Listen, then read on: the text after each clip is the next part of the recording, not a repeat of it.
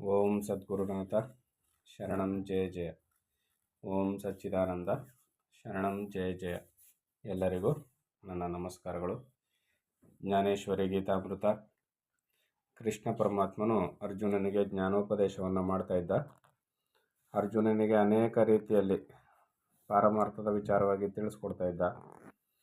ಮತ್ತು ಮುಂದುವರೆದು ಹೇಳ್ತಾನೆ, ಸೂಜಿ ಕಲ್ಲಿನ ಸಾನ್ನಿಧ್ಯದಿಂದ ಜಡವಾದ ಕಬ್ಬಿಣವು ಚಲಿಸುವುದಿಲ್ಲವೇ? ಈ ರೀತಿ ಚಲಿಸುವಂತೆ ಮಾಡಲು ಸೂಜಿ ಕಲ್ಲಿನಲ್ಲಿ ಏನಾದರೂ ಶ್ರಮವಿದೆಯೇ? ಈಗ ಸೂಜಿ ಕಲ್ಲಿಗೆ ಕಬ್ಬಿಣದ ಸೂಜಿ ಇರ್ತದೆ, ಕಬ್ಬಿಣದ ಒಂದು ತುಂಡು ಬಿದ್ದಿರ್ತದೆ. ಸೂಜಿ ಕಲ್ಲು ಅಂದರೆ ಅಯಸ್ಕಾಂತ ಅಂತ. ಈ ಅಯಸ್ಕಾಂತ ಅದರ ಸೆಳೆತಕ್ಕೆ ಕಬ್ಬಿಣ ತಿರುಗ್ತಾ ಇರ್ತದೆ. ಅದರ ಹತ್ರಕ್ಕೆ ಹೋದಂಗೆ ಅದರ ಸೆಳೆತಕ್ಕೆ ಕಬ್ಬಿಣದ ತುಂಡು ತಿರುಗ್ತಾ ಇರ್ತದೆ. ಇದರಲ್ಲಿ ಅಯಸ್ಕಾಂತಕ್ಕೆ ಏನಾದರೂ ಶ್ರಮ ಇದೆಯಾ? ಕಬ್ಬಿಣದ ತುಂಡನ್ನು ತಿರುಗಿಸೋದ್ರಲ್ಲಿ ಅಯಸ್ಕಾಂತಕ್ಕೆ ಏನಾದರೂ ಶ್ರಮ ಆಯಿತಾ ಅಂದರೆ ಇಲ್ಲ, ಖಂಡಿತವಾಗ್ಲೂ ಇಲ್ಲ. ಅದರಂತೆ ಪ್ರಕೃತಿಯೊಡನೆ ನನಗೆ ಯಾವ ಪ್ರತ್ಯಕ್ಷ ಸಂಬಂಧವಿರದಿದ್ದರೂ ನಾನು ಮೂಲ ಮಾಯೆಯನ್ನು ಧರಿಸಿದಾಗ ಈ ಭೂತ ಸೃಷ್ಟಿಯು ತನ್ನಷ್ಟಕ್ಕೆ ತಾನೇ ವಿಸ್ತರಿಸತೊಡಗಿದು. ಏನು ಹೇಳ್ತದ್ರಲ್ಲಿ? ಕಬ್ಬಿಣದ ತುಂಡು ನನ್ನ ಸಂಪರ್ಕಕ್ಕೆ, ನನ್ನ ಹತ್ತಿರಕ್ಕೆ ಬಂದ ಕಬ್ಬಿಣದ ತುಂಡು ತನ್ನಷ್ಟಕ್ಕೆ ತಾನೇ ಹೇಗೆ ಸುತ್ತುತ್ತದೋ, ನನ್ನ ಆಕರ್ಷಣಾ ಶಕ್ತಿಗೆ ಒಳಗಾಗಿ ಕಬ್ಬಿಣದ ತುಂಡು ಹೇಗೆ ಸುತ್ತುತ್ತದೋ ಸೂಜಿಗಲ್ಲಿನ ಅಯಸ್ಕಾಂತದ ಆಕರ್ಷಣೆಗೆ ಒಳಗಾಗಿ, ಆ ರೀತಿಯಲ್ಲಿ ಮೂಲ ಮಾಯೆಯ ಜೊತೆ, ನನ್ನ ಜೊತೆಯಲ್ಲಿ ಮೂಲ ಮಾಯೆಯ ಸಂಬಂಧದಿಂದಾಗಿ ಸೃಷ್ಟಿ ತನ್ನಷ್ಟಕ್ಕೆ ತಾನೇ ವಿಸ್ತರಿಸತೊಡಗುವುದು ಅಂತ. ಇದರಲ್ಲಿ ಪರಮಾತ್ಮನ ಪಾತ್ರ ಏನಿದೆ? ಪರಮಾತ್ಮನಿಗೆ ಯಾವುದೇ ಥರದ ಕರ್ತೃತ್ವ ಭಾವ ಇಲ್ಲ ಅಲ್ಲಿ. ಈಗ ಅಯಸ್ಕಾಂತಕ್ಕೆ ಕರ್ತೃತ್ವ ಭಾವ ಯಾವುದೇ ಕಾರಣಕ್ಕೂ ಇಲ್ಲ. ಕೇವಲ ಅದರ ಒಂದು ಆಕರ್ಷಣಾ ಶಕ್ತಿಯಿಂದಾಗಿ ಕಬ್ಬಿಣದ ತುಂಡು ಸುತ್ತುತ್ತದಲ್ಲ, ಈ ರೀತಿಯಲ್ಲಿ ಮೂಲ ಮಾಯೆಯು, ಈ ಭೂತ ಸೃಷ್ಟಿಯು ತನ್ನಷ್ಟಕ್ಕೆ ತಾನೇ ವಿಸ್ತರಿಸತೊಡಗುವುದು. ಮೂಲ ಮಾಯೆಯು ಪರಮಾತ್ಮನ ಸಂಸರ್ಗದಿಂದಾಗಿ ತನ್ನಷ್ಟಕ್ಕೆ ತಾನೇ ವಿಸ್ತಾರವಾಗ್ತಾ ಹೋಗುತ್ತೆ. ಬೀಜದಿಂದ ಕೊಂಬೆ, ಎಲೆ ಮೊದಲಾದವುಗಳು ಹುಟ್ಟುವುದಕ್ಕೆ ಪೃಥ್ವಿಯು ಸಹಕಾರಿಯಾಗಿರುವಂತೆಯೂ, ಬಾಲ್ಯಾದಿ ಅವಸ್ಥೆಗಳಿಗೆ ದೇಹ ಸಂಘವೇ ಮುಖ್ಯ ಕಾರಣವಾಗಿರುವಂತೆಯೂ. ಹೌದಾನೆ? ದೇಹದ ಸಂಬಂಧ, ಬಾಲ್ಯ, ಯೌವನ, ಮುದಿತನ ಎಲ್ಲದಕ್ಕೂ ಕಾರಣವಾಗಿರೋದು ಯಾವುದು? ದೇಹದ ಜೊತೆ ಸಂಬಂಧ. ಆಕಾಶದಿಂದ ಮಳೆ ಸುರಿಸಲು ಮೇಘ ಸಮೂಹಗಳೇ ಮೂಲ ಕಾರಣವಾಗಿರುವಂತೆಯೂ, ಸ್ವಪ್ನದ ಪ್ರಾಪ್ತಿಗೆ ನಿದ್ರೆಯೇ ಕಾರಣವಾಗಿರುವಂತೆಯೂ. ಹೌದಾನೆ? ಈಗ ನಾವು ಮಲ್ಕೊಂಡು ನಿದ್ರೆ ಮಾಡಲಿಲ್ಲ ಅಂದರೆ ಕನಸು ಕಾಣೋದೆಲ್ಲಿಂದ? ಈ ಸಮಸ್ತ ಭೂತ ಸೃಷ್ಟಿಗೆ ಪ್ರಕೃತಿಯೇ ಮೂಲ ಕಾರಣವಾಗಿದೆ. ಆ ಸಮಸ್ತ ಮೂಲ ಪ್ರಕೃತಿಯೇ ಸೃಷ್ಟಿಗೆ ಮೂಲ ಕಾರಣವಾದರೂ ಕೂಡ ಯಾವುದರ ಸಂಸರ್ಗದಿಂದ? ಪರಮಾತ್ಮನ ಸಂಬಂಧದಿಂದಾಗಿ. ಆದರೆ ಪರಮಾತ್ಮ ಇಲ್ಲಿ ಅಯಸ್ಕಾಂತ ಮತ್ತು ಕಬ್ಬಿಣದ ತುಂಡಿಗೆ ಹೋಲಿಕೆಯನ್ನು ಹೇಗೆ ಕೊಟ್ಟರೋ, ಪರಮಾತ್ಮ ನಿಮಿತ್ತ ಮಾತ್ರ, ಅಲ್ಲಿ ಏನೂ ಸಂಬಂಧ ಇಲ್ಲ. ಪರಮಾತ್ಮ ಕಾರಣನಲ್ಲ, ಅವನು ಚರಾಚರಾತ್ಮಕವಾದ ಸ್ಥೂಲ ಸೂಕ್ಷ್ಮ ಭೂತಕೋಟಿಗಳಿಗೆಲ್ಲ ಮೂಲ ಕಾರಣವಾಗಿರುವ ಈ ಪ್ರಕೃತಿಯೇ ಭೂತ ಸೃಷ್ಟಿಯನ್ನು ಉತ್ಪನ್ನ ಮಾಡಿ ಅವುಗಳನ್ನು ಪೋಷಿಸುತ್ತಿದ್ದರೂ ಆ ಕರ್ಮದಲ್ಲಿ ನನಗೆ ಯಾವ ವಿಧವಾದ ಸಂಬಂಧವೂ ಇರುವುದಿಲ್ಲ. ಅರ್ಥ ಆಗ್ತಿದಲ್ವಾ? ಪರಮಾತ್ಮನ ಸಂಸರ್ಗದಿಂದಾಗಿ ಮೂಲ ಮಾಯೆಯಿಂದ ಈ ಸೃಷ್ಟಿಯೆಲ್ಲವೂ ಆಗುತ್ತೆ, ವಿಸ್ತಾರವಾಗುತ್ತೆ. ಆದರೆ ಪರಮಾತ್ಮ ಇಲ್ಲಿ ಕರ್ತೃತ್ವ ಭಾವ ಇರುವುದಿಲ್ಲ. ಚಂದ್ರನ ಶೀತಲ ಕಿರಣಗಳು ನೀರಿನ ಅಲೆಗಳ ಮೇಲೆ ಬಿದ್ದು ಆ ಅಲೆಗಳೊಡನೆ ನರ್ತನ ಮಾಡುತ್ತಿರುತ್ತವೆ. ಈ ಕಿರಣಗಳ ನರ್ತನಕ್ಕೆ ಚಂದ್ರನೇನಾದರೂ ಕಾರಣನಾಗುವನೇನು? ಇಲ್ಲ. ಅದರಂತೆ ಸಮಸ್ತ ಕರ್ಮಗಳು ನನ್ನಿಂದ ನಡೆದಂತೆ ತೋರಿದರೂ ನಾನು ಅವಕ್ಕೆ ಎಳ್ಳಷ್ಟು ಕಾರಣನಾಗಿರೋದಿಲ್ಲ ಅಂತ ಇಲ್ಲಿ ಪರಮಾತ್ಮನ ಹೇಳ್ತಾ ಇದ್ದಾನೆ. ಏನು ಹಾಗಾದರೆ ಪರಮಾತ್ಮನಿಗೂ ಇದಕ್ಕೂ ಸಂಬಂಧ ಇಲ್ವ ಅಂದರೆ, ಪರಮಾತ್ಮನಿಂದ ಮೂಲ ಮಾಯೆಯು ಪರಮಾತ್ಮನ ಸಂಸರ್ಗದಿಂದಾಗಿ ಮಾಯೆಯಿಂದ ಇವೆಲ್ಲವೂ ನಡೀತಾ ಹೋಗುತ್ತೆ. ಉಪ್ಪಿನಿಂದ ಕಟ್ಟಿದ ಕಟ್ಟೆಯು ಸಮುದ್ರದ ಪ್ರಚಂಡ ಅಲೆಗಳನ್ನು ತಡೆಯಲಾರದಂತೆ. ಉಪ್ಪಿನಿಂದ ಗೋಡೆಯನ್ನು ನಿರ್ಮಾಣ ಮಾಡಿ ನೀರು ಹೋಗದೇ ಇರೋಂಗೆ ತಡಿತೀನಿ ಅಂದರೆ ಮೂರ್ಖತನ. ಯಾಕೆಂದರೆ ನೀರಿನ ಜೊತೆ ಕರಗುವ ಗುಣ ಆ ಉಪ್ಪಿನ ಗೋಡೆಗಿದೆ. ನನ್ನಲ್ಲಿಯೇ ಲಯಿಸುವಂತಹ ಈ ಕರ್ಮಗಳು ನನಗೆ ಬಂಧನವನ್ನು ಉಂಟು ಮಾಡುವುದಿಲ್ಲ. ಕರ್ಮ ಬಂಧನ ಯಾರಿಗೆ? ಅಜ್ಞಾನಕ್ಕೆ ಒಳಗಾದ ಜೀವಿಗೆ ಮಾತ್ರ. ಆದರೆ ಪರಮಾತ್ಮನಿಗೆ ಈ ಕರ್ಮವು ಬಂಧನವನ್ನು ಉಂಟು ಮಾಡುವುದಿಲ್ಲ. ಯಾಕೆ? ಉಪ್ಪಿನ ಗೋಡೆ ಹೇಗೆ ನೀರಿನಲ್ಲಿ ತಾನಾಗಿ ಕರಗೋಗುತ್ತೋ ಆ ರೀತಿಯಲ್ಲಿ ಕರ್ಮವೆಲ್ಲವೂ ಪರಮಾತ್ಮನಲ್ಲಿಯೇ ಲಯ ಹೊಂದ್ಬಿಡ್ತವೆ. ಕ್ಷುದ್ರವಾದ ಧೂಳಿನ ಸೂಕ್ಷ್ಮ ಕಣಗಳ ಸಮೂಹವು ವಾಯುವನ್ನು ತಡೆಯಲಾರದಂತೆ ಸಣ್ಣ ಸಣ್ಣ ಧೂಳಿನ ಕಣಗಳೆಲ್ಲ ಒಟ್ಟಾಗಿ ಬಂದು ಗಾಳಿಯನ್ನು ತಡೆದು ನಿಲ್ಲಿಸ್ತೀನಿ ಅಂದರೆ ಸಾಧ್ಯವೇ ಇಲ್ಲ. ಈ ಕರ್ಮಗಳು ನನ್ನನ್ನು ಬಂಧಿಸಲಾರವು.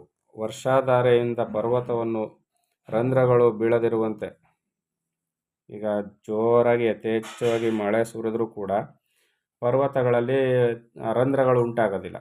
ಆ ರೀತಿಯಲ್ಲಿ ಪ್ರಕೃತಿಯು ಮಾಡುವ ಕರ್ಮಗಳು ನನ್ನನ್ನು ಬಂಧಿಸಲಾರವು.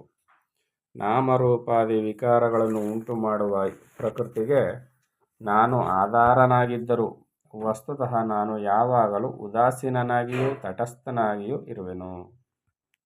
ಇದು ಚೆನ್ನಾಗಿ ಅರ್ಥ ಆಗಬೇಕಂದ್ರೆ ನಾವೇನು ಮಾಡಬೇಕು, ಕಬ್ಬಿಣ ಮತ್ತು ಅಯಸ್ಕಾಂತದ ಉದಾಹರಣೆಯನ್ನೇ ನೋಡಬೇಕು. ಆಗ ಮಾತ್ರ ನಮಗೆ ಚೆನ್ನಾಗಿ ಅರ್ಥ ಆಗೋದು. ಆದ್ದರಿಂದ ನಾನು ಯಾವ ಕೆಲಸವನ್ನು ಮಾಡುವುದಿಲ್ಲ. ಅಯಸ್ಕಾಂತ ಯಾವುದಾದ್ರು ಕೆಲಸ ಮಾಡ್ತಾ ಇಲ್ಲ, ಆದರೆ ಅದರಲ್ಲಿರ್ತಕ್ಕಂಥ ಆಕರ್ಷಣಾ ಶಕ್ತಿಯಿಂದ ಕಬ್ಬಿಣ ತಿರುಗ್ತು ಮತ್ತು ಮಾಡಿಸುವುದೂ ಇಲ್ಲ. ಮನೆಯಲ್ಲಿ ಬೆಳಗುತ್ತಿರುವ ದೀಪವು ಯಾರಿಂದಲೂ ಯಾವ ಕೆಲಸವನ್ನು ಮಾಡಿಸುವುದಿಲ್ಲ. ಹೌದು ತಾನೆ? ಮನೆಯಲ್ಲಿ ನಾವು ದೀಪದ ಬೆಳಕಿರ್ತದೆ, ಅದು ಹೇಳ್ತದ ನೀನು ಈ ಕೆಲಸ ಮಾಡು, ನೀನು ಈ ಕೆಲಸ ಮಾಡು ಅಂತ ಬೆಳಕಷ್ಟೇ ಕೊಡ್ತಾ ಇರ್ತದೆ. ಆ ಬೆಳಕನ್ನು ಉಪಯೋಗಿಸ್ಕೊಂಡು ನಾವು ಎಲ್ಲ ಕೆಲಸಗಳನ್ನ ಮಾಡ್ತೀವಿ. ಅಥವಾ ಯಾವ ಕೆಲಸವನ್ನು ಮಾಡದಂತೆ ಅದು ತಡೆಯುವುದೂ ಇಲ್ಲ. ಅಷ್ಟೇ ಅಲ್ಲದೆ ಯಾರು ಯಾವ ಕೆಲಸಗಳನ್ನು ಮಾಡಿದರೆಂಬುದನ್ನು ನೋಡುವುದೂ ಇಲ್ಲ.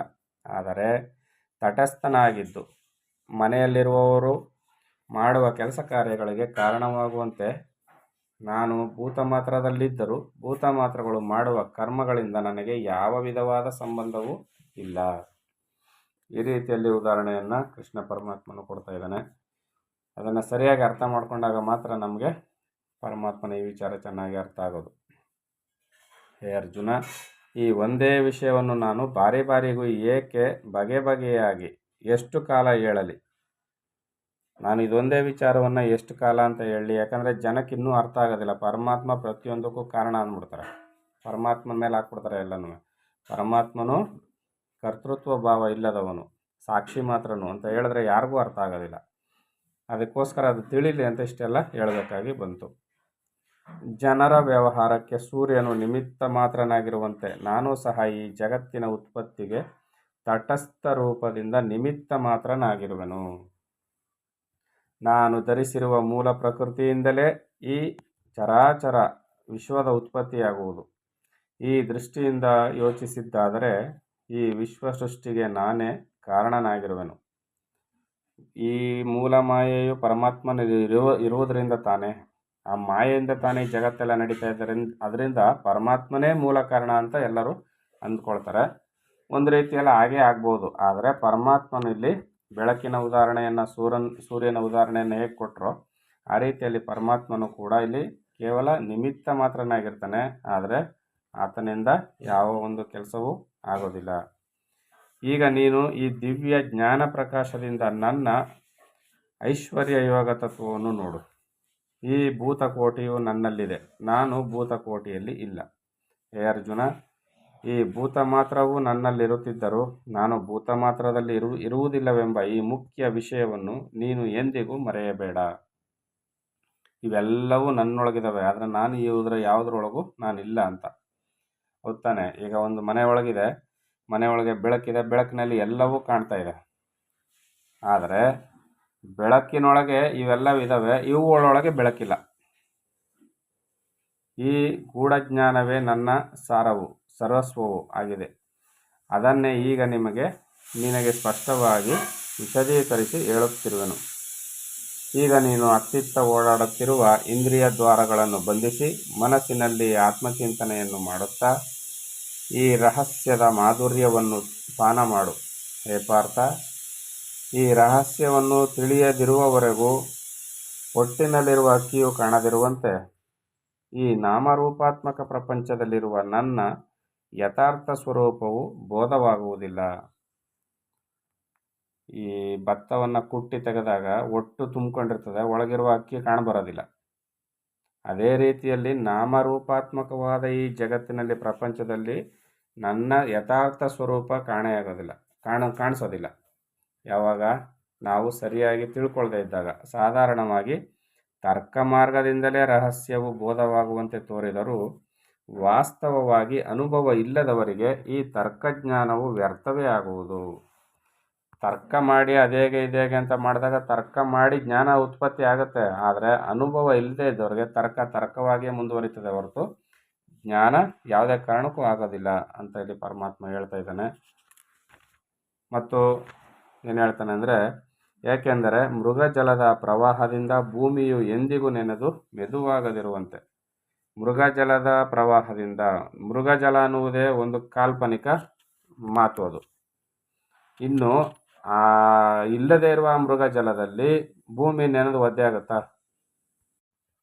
ಆ ರೀತಿಯಲ್ಲಿ ಅಥವಾ ನೀರಿನಲ್ಲಿ ಬಲೆಯನ್ನು ಹಾಕಿದಾಗ ಆ ಬಲೆಯಲ್ಲಿ ಚಂದ್ರನ ಪ್ರತಿಬಿಂಬವು ಸಿಕ್ಕಿಬಿದ್ದಂತೆ ಕಾಣಬಂದರೂ ನೀರಿನಿಂದ ಹೊರಕ್ಕೆ ತೆಗೆದು ದಡದಲ್ಲಿ ಆ ಬಲೆಯನ್ನು ಇಟ್ಟಾಗ ಅದರಲ್ಲಿ ಸಿಕ್ಕಿಬಿದ್ದ ಚಂದ್ರನು ಮಾಯವಾದಂತೆ ಜನರು ಕೇವಲ ವಚನ ಬ್ರಹ್ಮರಾಗಿ ತಮ್ಮ ಅನುಭವವೆಂಬ ಕಣ್ಣುಗಳಿಗೆ ಧೂಳನ್ನು ತಾವೇ ಎರಚಿಕೊಳ್ಳುವರು. ಏನು ಹೇಳ್ತಾ ಇದರಲ್ಲಿ? ಕೇವಲ ವಚನ ಬ್ರಹ್ಮರಾಗಿ ಅಂದ್ಬಿಟ್ರು. ಯಾವ ಅನುಭವವೂ ಇಲ್ಲದೆ ಇದ್ರು ಜನ ಏನು ಮಾಡ್ತಾ ಇದ್ದಾರೆ ಅಂದರೆ, ಇಲ್ಲಿ ಯಾರಿಗೂ ಅನುಭವಗಳಿಲ್ಲ, ವಚನ ಬ್ರಹ್ಮರಾಗಿ ತಮ್ಮ ಅನುಭವವೆಂಬ ಕಣ್ಣುಗಳಿಗೆ ಧೂಳನ್ನು ತಾವೇ ಎರಚಿಕೊಳ್ಳುತ್ತಿರುವರು. ಅಂದರೆ ಅನುಭವಿಗಳ ಸೋಗನ್ನು ಧರಿಸಿ ಮೆರೆಯುತ್ತಾ ಯಥಾರ್ಥ ನಿಶ್ಚಯಕ್ಕೆ ಬಂದಾಗ ತಮ್ಮ ಅನುಭವಕ್ಕೆ ಸ್ಥಾನವೇ ಇಲ್ಲವೆಂದು ಸ್ಪಷ್ಟವಾಗಿ ಅರಿಯುವರು. ಈಗೆಲ್ಲ ಏನಾಗಿದೆ ಅಂದರೆ, ಆಧ್ಯಾತ್ಮದ ವಿಚಾರವನ್ನು ಯಾವ ಅನುಭವ ಇಲ್ಲದಿದ್ದರೂ ತಾವು ತಿಳಿದಂತೆ ಎಷ್ಟೋ ಜನ ತಾವೂ ಸರಿಯಾಗಿ ತಿಳಿದಿಲ್ಲ, ಇತರರಿಗೆ ದೊಡ್ಡದಾಗಿ ಬೋಧನೆಯನ್ನು ಕೂಡ ಮಾಡ್ತಾ ಇರ್ತಾರೆ. ಅದೇನಾಗುತ್ತೆ ಅಂದರೆ, ಒಬ್ಬ ಕುರುಡನು ಇನ್ನೊಬ್ಬ ಕುರುಡನಿಗೆ ದಾರಿ ತೋರಿಸ್ದಂಗೆ ಆಗುತ್ತೆ.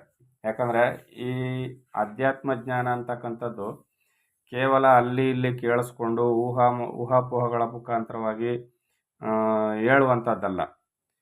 ಯಥಾರ್ಥ ಜ್ಞಾನವನ್ನು ಅನುಭವ ಮಾಡಿಕೊಂಡೇ ಹೇಳಬೇಕು, ಇಲ್ಲಾಂದರೆ ಯಾರಿಗೂ ಏನೂ ಅರ್ಥ ಆಗೋದಿಲ್ಲ.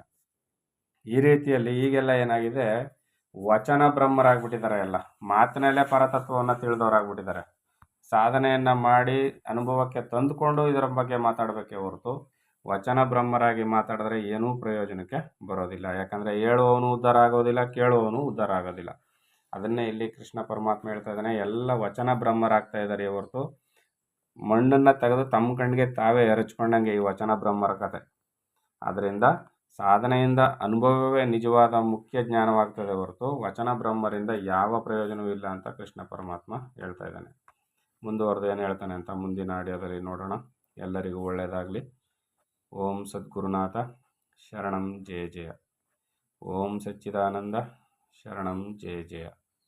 ಹರಿ ಓಂ ತತ್ಸತ್. ಹರಿ ಓಂ ತತ್ಸತ್. ಹರಿ ಓಂ ತತ್ಸತ್.